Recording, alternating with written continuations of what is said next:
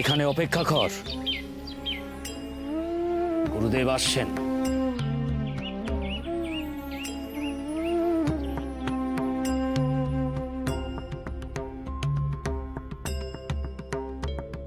এইরা আমাদের এইখানে নিয়ে এলো কেন? এখানে আমাদের কি পরীক্ষা দিতে হবে? জানি না রে বেনি, আমি কিচ্ছু জানি না।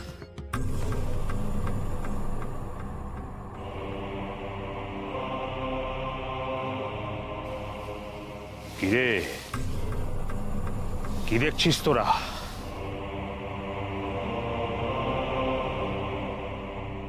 এই দেখ, এই যে প্রস্তর খণ্ড দেখতে পাচ্ছিস, এর অন্তরালেই লুক্কায়িত আছে অন্ধকুণ্ডের গহ্বর।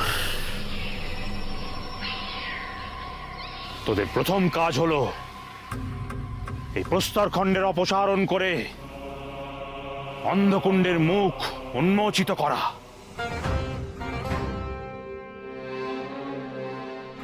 নে লোকনাথ, হাত লাগা দুজনে, সরাই প্রস্তর খণ্ড।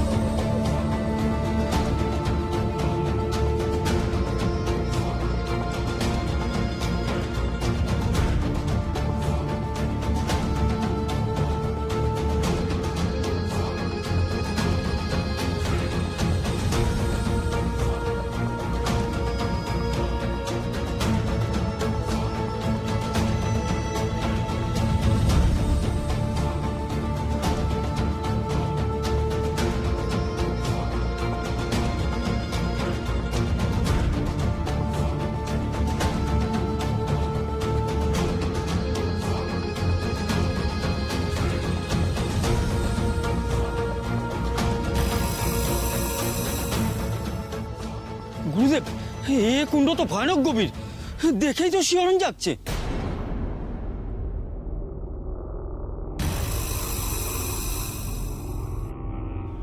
লোকনাথদের এই অন্ধকুণ্ডের পাথর সরাতে কেন বললেন? কি কাজ ওদের এখানে? বলছি ভৈরবী, একটু ধৈর্য ধরুন, এত তাড়া কিসে?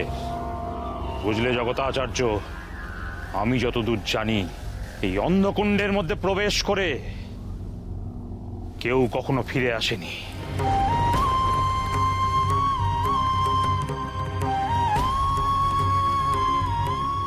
লোকনাথ, তুই তো ইন্দ্রিয় জয়ের পরীক্ষায় উত্তীর্ণ হয়েছিলি, কিন্তু মৃত্যু ভয়কে জয় করার মতো মনের জোর কি তোর আছে?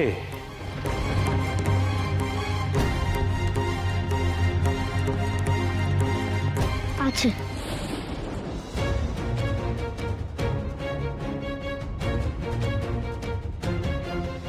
বেশ, যা লোকনাথ যা। অতই যখন তোর মাকে পূজা করার স্বাদ, কুণ্ডের অভ্যন্তরে প্রবেশ করে আবার তুই ফিরে আয়, যা।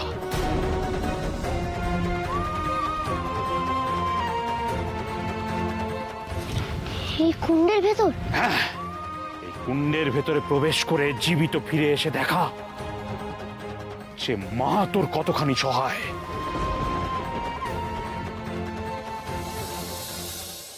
তাহলে আমাকে অন্তত অনুমতি দিন, আমি আপনার সঙ্গে যেতে চাই। তুমি তুমি কোথায় যাবে? আমি আপনার সঙ্গে যাব, সহধর্মিণী হিসেবে যেখানে যেখানে আপনার সঙ্গে যাওয়া সম্ভব আমি সেখানে সেখানে যাব। তা কি করে হয় সর্বমঙ্গলা? আমি সাধনার পথে অগ্রসর হয়েছি। বেশ তো, সাধনার পথে স্ত্রীকে সঙ্গে নিয়ে গেলে সেটা ন্যায় তো বা ধর্ম তো অন্যায় নয়। আমি সাধনার যাত্রায় আপনার সাথে যেতে চাই, দয়া করে এবারে আমাকে ফেরাবেন না। বেশ, নিতান্তই যখন জেদ ধরেছ তখন চলো, কিন্তু সে পথ সহজ নয় সর্বমঙ্গলা, সে পথ বড়ই কঠিন। ভিক্ষা করে যা জুটবে, যতটুকু জুটবে, সেই কিন্তু আমাদের পাথেয় হবে। আপনার পাশে থেকে আমি আমি সব কষ্ট সইতে রাজি। বেশ, তবে চলো আগে আমরা কালীঘাটে যাব। তাই হবে। আগে মায়ের দর্শন করে তারপর না হয় আমরা তীর্থে তীর্থে বেরিয়ে যাব। জয় মা।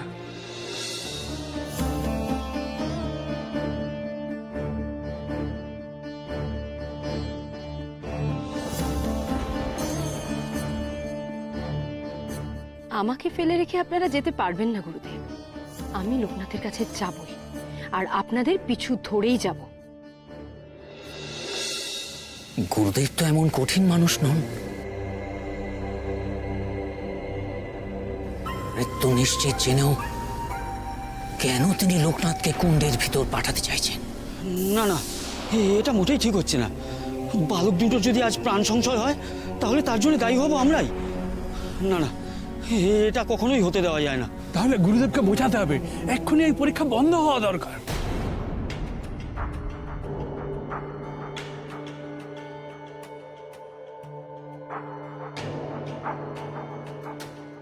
গুরুদেব, হ্যাঁ, বলছিলাম যে এই বালক সন্ন্যাসীদের আমরা যখন মন্দিরে প্রবেশই করতে দেব না, তখন আর শুধু শুধু এদের এই প্রাণ সংশয়ের মুখে পাঠানোর কি দরকার? কেন জগতাচার্য, তুমি দেখলে না সামান্য জবা ফুলের জন্য যদি মা লোকনাথের সম্মুখে আসতে পারে, তাহলে তার প্রিয় সন্তান লোকনাথের প্রাণ বাঁচাতে মা আসবেন না?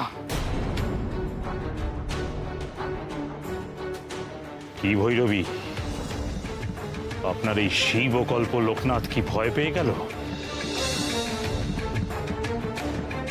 এ বালক পারবে তো? আমি ভয় পাইনি, আমি যাবই এই কুণ্ডের ভেতরে।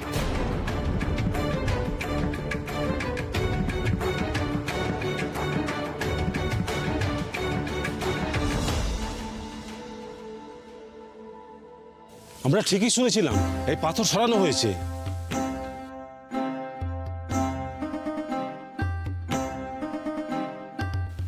গুরুদেব, এই কুণ্ডের মুখে পাথর কে সরালো? আর কেনই বা সরানো হলো এই পাথর? কেন সরানো হয়েছে তো কি হয়েছে?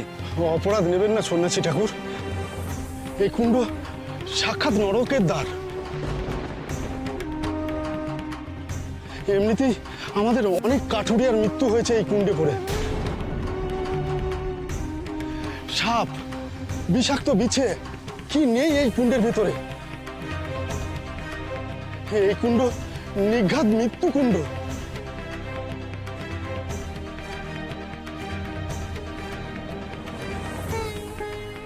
তোমাদের বক্তব্য যদি শেষ হয়ে গিয়ে থাকে, তোমরা এই স্থান পরিত্যাগ করতে পারো। আচ্ছা গুরুদেব,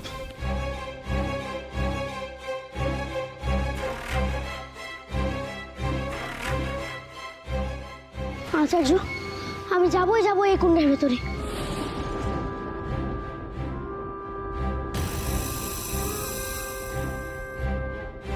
এই বালক তো দেখছি অদ্ভুত জেদি। মাকে পাওয়ার জন্য মৃত্যুকে অব্দি তুচ্ছ করতে পারে। পারবি তো? এ প্রশ্ন কি আপনি নিজে নিজেই করছেন আচার্যদেব? ওইটুকু বাচ্চা দুটো বালককে মৃত্যু মুখে পাঠাতে তো আপনার এতটুকু দ্বিধা হচ্ছে না? চিন্তা করো না ভৈরবী মা, কালীঘাটের মা যদি আমাকে নিজের কাছে টানে তাহলে এই কুণ্ডের ভেতর থেকে ঠিক আমি ফিরে আসবো। দেখো,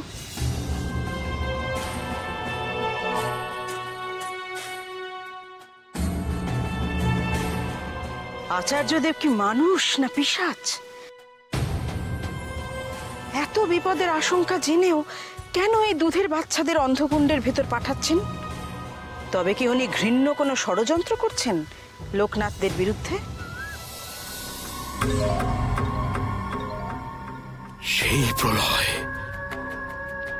সেই প্রলয়ে যা ভেসে গিয়েছিল তা আমি মাকে ফিরিয়ে দিতে পারিনি। কারণ ফিরিয়ে দেওয়ার জন্য যতটা সাহসের দরকার তা আমার ছিল না আমার সাহস।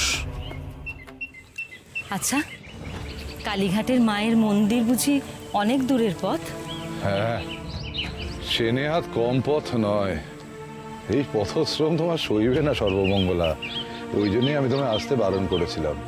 না না, পথশ্রমকে আমি ডরাই না। আসলে কখন গিয়ে মায়ের দর্শন পাবো সেই চিন্তাতেই মনটা ব্যাকুল হয়ে রয়েছে। একবার যখন মায়ের নাম করে তীর্থযাত্রা শুরু করেছি তখন তার দুয়ারে গিয়েই থামবো।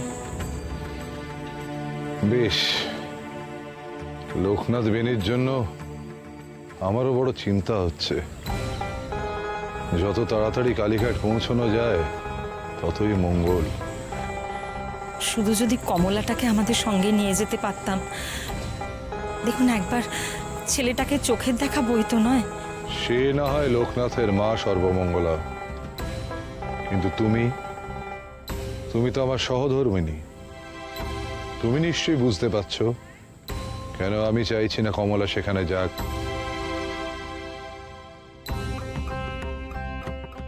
লোকনাথ এখন সাধনার এমন একটা স্তরে রয়েছে যেখানে ওর বালক মনে কোনো রকম পিছুটান তৈরি হলে ও আর এগোতে পারবে না। আচ্ছা আচ্ছা, মা কি সত্যিই ছেলের পথ আটকাতে পারে? জ্ঞাতে না হোক, অজ্ঞাতে পারে। কেন বুঝছো না? স্বয়ং মা মহামায়ার নির্দেশে লোকনাথ এই পথে এসেছে। তা থেকে বিচ্যুত হলে শুধু ওর ক্ষতি নয়, এ জগতের ক্ষতি। যা নিয়তি নির্ধারিত তাকে আমরা খণ্ডাতে পারি না সর্বমঙ্গলা। আমি বুঝি, তবু মেয়েটা মন্দিরে বসে এমন করে চোখের জল ফেলে, ভালো লাগে না। সময় সেও বুঝবে তার লোকনাথ যে তার একার নয়, সে হলে এই জগতের। চলো চলো, এখন চলো, পা চালিয়ে চলো। প্রণাম হয় গুরুদেব, আপনি ফিরে এসেছেন। তোমাদের সব কুশল তো? এই আমাদের চলে যাচ্ছে গুরুদেব। আচ্ছা, লোকনাথকে তো আপনাদের সঙ্গে দেখছি না, সে কোথায়? সে কালীঘাটে মায়ের দর্শন করতে গেছে। লোকনাথ কালীঘাটে মায়ের থানে? আহা, মায়ের আশীর্বাদ পাবে আমাদের লোকনাথ। জয় মা। লোকনাথ আর বেনি ওরা ভালো আছে তো গুরুদেব? এতটুকু বয়সে পথে বেরিয়ে ওদের কোনো অসুবিধা হচ্ছে না তো? তোমরা সবাই ওদের এত ভালোবাসো, ওদের মঙ্গল কামনা করো। স্বয়ং ঈশ্বর যা সহায়, তার কি খারাপ থাকার অবকাশ আছে? ভালো আছে, লোকনাথ বেনি দুজনেই ভালো আছে। তোমরা নিশ্চিন্তে থাকতে পারো। জয় লোকনাথের জয়, জয় কালীঘাটের মায়ের জয়। কিন্তু গুরুমা, আপনি কোথায় যাচ্ছেন? আমি তোমাদের গুরুদেবের সাথে তীর্থযাত্রায় যাচ্ছি। প্রথমে কালীঘাটে যাব, তারপর সেখান থেকে নানা তীর্থে তীর্থে। গুরুদেব তো শিষ্যদের নিয়ে পথে বেরিয়েছেন, আমাদের মাথার ওপরে আপনিই ছিলেন। বিপদে আপদে সুখে দুঃখে আপনাকেই পাশে পেয়েছি, আপনিও চলে যাবেন? আমাদের তাহলে কে দেখবে গুরুমা? দেখবেন অন্তর্যামী, তিনি যে তোমাদের অন্তরে আছেন, তাকে সর্বদা স্মরণ করবে। তিনিই তোমাদের সহায় হবেন।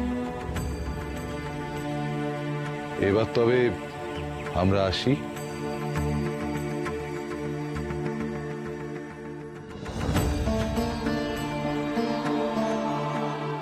চলো সর্বমঙ্গলা। আমি লোকনাথের মা, তার সব থেকে কাছের মানুষ। আমাকে না নিয়ে আপনি কিছুতেই কালীঘাটে যেতে পারবেন না গুরুদেব। ছেলের কাছে আজ আমি যাবই।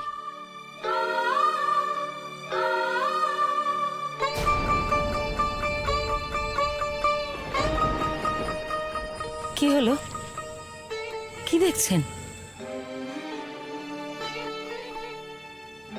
না, কিছু না, চলো।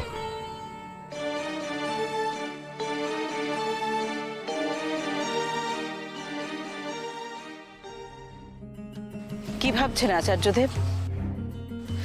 আমি আপনার কাছে অনুরোধ করছি, ওই বালকদের অন্ধকূপে যেতে দেবেন না, ওদের এভাবে ক্ষতি করবেন না।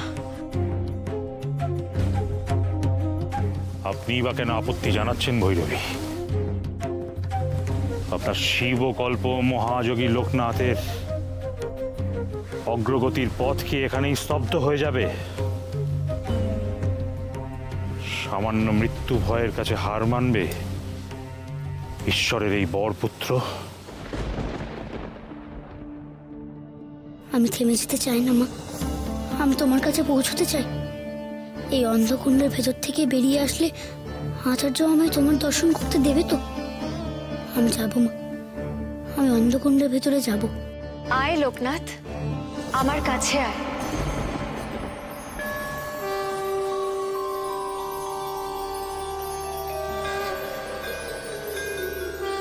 আয় লোকনাথ, আমার কাছে আয়। আমি যে তোর জন্য অপেক্ষা করছি বাবা। মা, মা তুমি এসেছো? আয়, চলে আয়। মা, মা আমায় ডাকছে।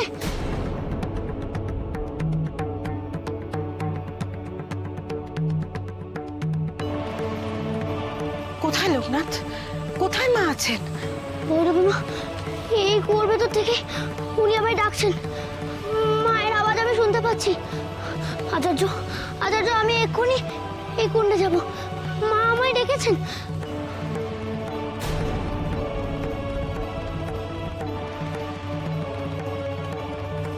তুই মায়ের গলা শুনেছিস? তুই ঠিক বলছিস লোকনাথ?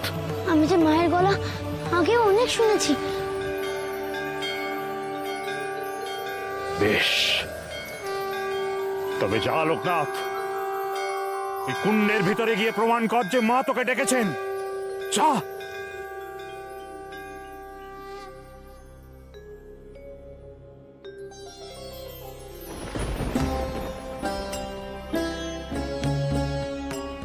আমি কায় মনোবাক্যে তোকে আশীর্বাদ করি লোকনাথ, তুই সফল হ।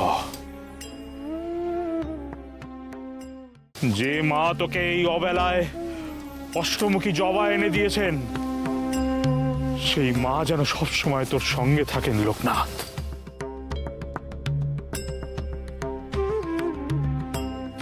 কি করছেন গুরুদেব? যিনি আশীর্বাদ করছেন তিনি আবার নিশ্চিত মৃত্যুর পথে ঠেলে দিচ্ছেন।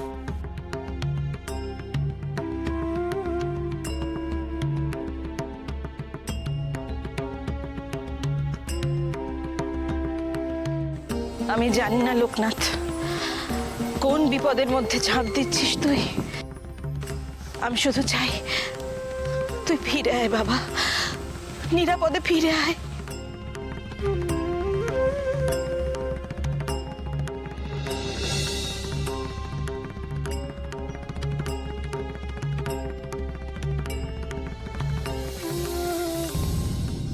কি রে বেনি, তুই আসছিস কেন? পারে তুই যেখানে আমিও সেখানে, তোর সঙ্গে আমি যাবো রে লোকনাথ। না বেনি, এই কুণ্ড কেমন ভয়ঙ্কর শুনলি না? এমন নিকষ অন্ধকার কুণ্ড আমি আগে কখনো দেখিনি। তোর এই বিপদের মধ্যে গিয়ে কোনো কাজ নেই, তুই বরং আমার জন্য এখানেই অপেক্ষা কর। তুই সঙ্গে থাকলে আমার ভয় নেই লোকনাথ, আমি যাব। অবুঝ হোস না বেনি, আমার কথাটা শোন। আমি তো তোর সব কথা শুনি লোকনাথ, এবার তুই আমার কথা শোন। আমি তোকে গুরু বলে মেনেছি, আমি কখনো আমার গুরু ও বন্ধুর হাত ছাড়বো না।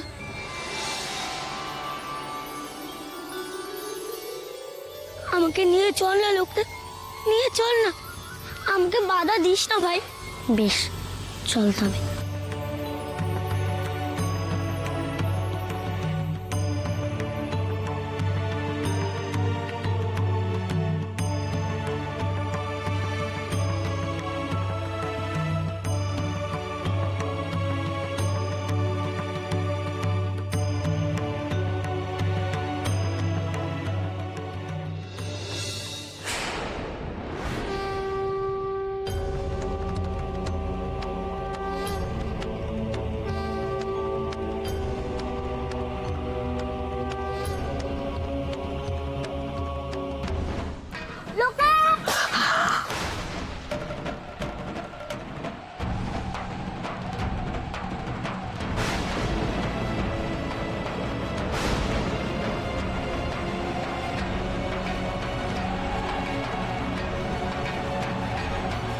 এই অসময়ে এমন দুর্যোগ কেন? প্রকৃতি কি তাহলে রুষ্ট? প্রলয় হবে আজ, প্রলয় হবে।